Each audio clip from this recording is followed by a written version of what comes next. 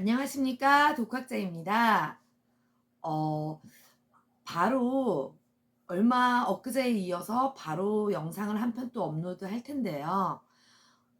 지난 영상에서 마르크스의 경제학 철학 초고라는 서적을 성경 속에 나오는 낙원과 비교하고 분석해보는 그런 고찰의 시간을 가졌었는데요. 오늘도 역시 이어서 러시아의 대문호인 도스토옙스키의 죄와 벌이라는 그런 너무나도 유명한 그 소설에 대해서 잠깐 살펴보는 시간을 갖도록 하겠습니다. 이 먼저 죄와 벌이라는 소설이 탄생한 시대적 배경은요. 그 당시 러시아 구소련의 그 시절에 소장농과 부르주아의 새로 등장한 부르주아 계급의 그 빈부 갈등과 계급이 심화되던 그런 시대라서 빈부 격차가 극심했고요. 그 혼란한 시대상을 도스토옙스키가 죄와 벌에서 심리 그리고 사회, 문화, 더 나아가 종교의 테마로까지 확대를 시켜서 그렇게 썼다고도 볼 수 있습니다. 그래서 이 죄와 벌은 워낙 대단한 작품이기 때문에 거의 세계 문학사의 거의 최고로 꼽히는 그런 소설이죠. 그렇기 때문에 이제 기본적으로 이 소설은 여러 다른 위대한 소설가들에게 영감을 준 작품이고, 그리고 이 소설이 심리 묘사가 굉장히 탁월하다. 그 범죄의 심리와 삐뚤어진 그 메시아 컴플렉스 이런 심리들을 굉장히 잘 다루고 있다고 그렇게 말들을 하는데요. 저는 오늘 이 죄와벌이라는 소설을 심리나 심리학보다는 사회학적인 그런 측면으로 좀 분석을 해보고자 합니다. 일단 제가 여기서 이 작품을 보면서 파악한 바로는 이 소설을 심리가 아닌 사회적으로 볼 때 이 작가 도스토옙스키가 문제의식을 가진 건 인간의 죄와 악이 가난에서 비롯된다는 문제의식을 갖고 있었던 것 같은데요. 그래서 그러한 죄와 악인 가난에서 벗어나 보이는 듯한 고리대금업자 노파를 죽임으로써 정의를 실현하고자 하는 그런 주인공 청년 라스콜리니코프의 병적인 그런 영웅 심리가 나오는데, 메시아 컴플렉스가 나오는데요. 이 라스콜리니코프란 청년에게는 고리대금업자 노파의 부유함은 자신이나 여타의 가난한 사람들에게는 사회에 압박게 되지 않는다.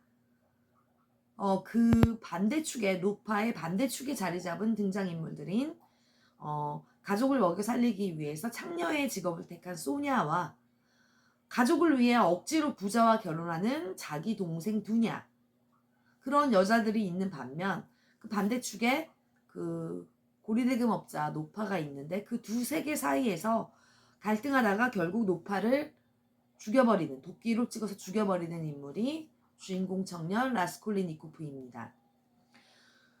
여기서 제가 이 소설에서 이 작가의 그 문제의식이 사회제도의 부조리 하에서 선택의 여지 없이 가난에 처하게 된 그것이 인간의 죄악의 근원이다라고 제가 파악한 바로는, 그 작품에 등장하는 퇴직관리라는 인물이 있는데, 그 관리라는 인물이 하는 말이 앞에 자막으로 나와요.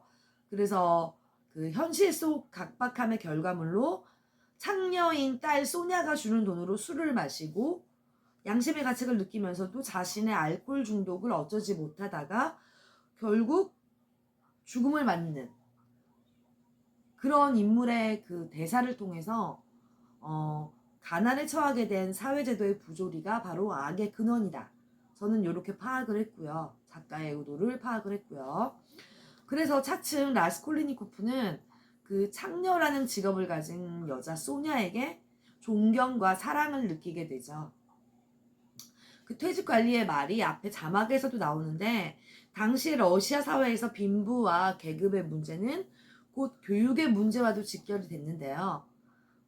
자막에서 나왔던 것처럼 별다른 교육을 받지 못한 처녀가 먹고 살 만큼의 돈을 벌 수 있는 길은 많지 않았습니다.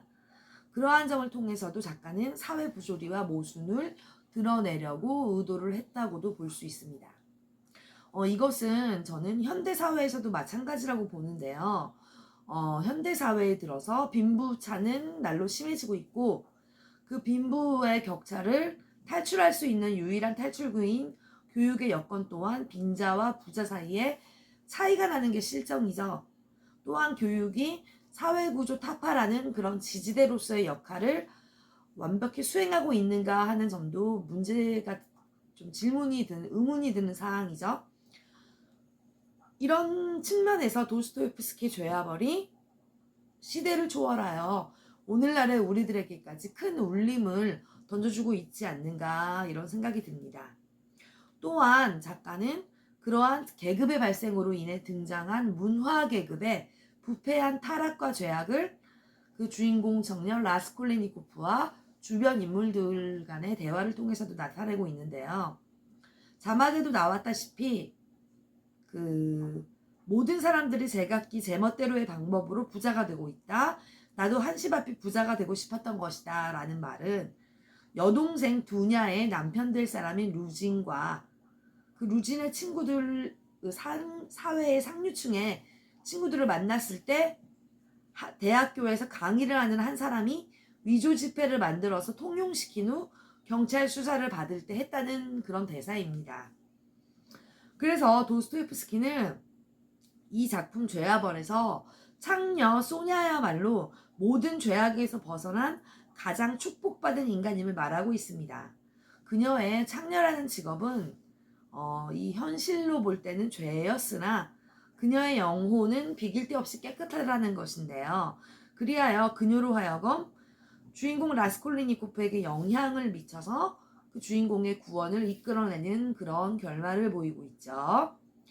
그래서 도스토옙스키는 죄악을 사회적 모순과 부조리, 상황과 환경에서 시작되는 것으로 보았으나 그 죄값을 치르는 것과 구원은 인간의 법적인 벌을 통해 이루어지는 것이 아닌 신에 의해 이루어지는 보다 고결한 의미이고, 작가는 단순한 죄값을 치르기 이상의 영혼의 정화라는 측면까지 확대해서 작품을 결론을 맺고 있습니다. 인간의 죄는 실로 다양하다고도 볼 수 있죠. 그 결과 인간은 실형이나 벌금형 등의 법적인 처벌을 받지만 신에 의한 벌은 눈에 보이지 않죠. 그러나 이 작가의 의도는 인간에 의한 처벌보다 더욱 무거운 것이 신의 십자가의 죄값이며, 그런 작가의 생각은 영혼의 정화를 통해 그 죄를 구원으로 상쇄시켜야 한다는 것이었고, 그에 부합되는 인물이 바로 그 라스콜리니코프가 점차 사랑을 느끼게 되는 여주인공 창녀 소냐가 아닌가 싶습니다. 네, 여기까지 죄와벌에 대해서 살펴봤고요. 오늘은 여기서 마치도록 하겠습니다.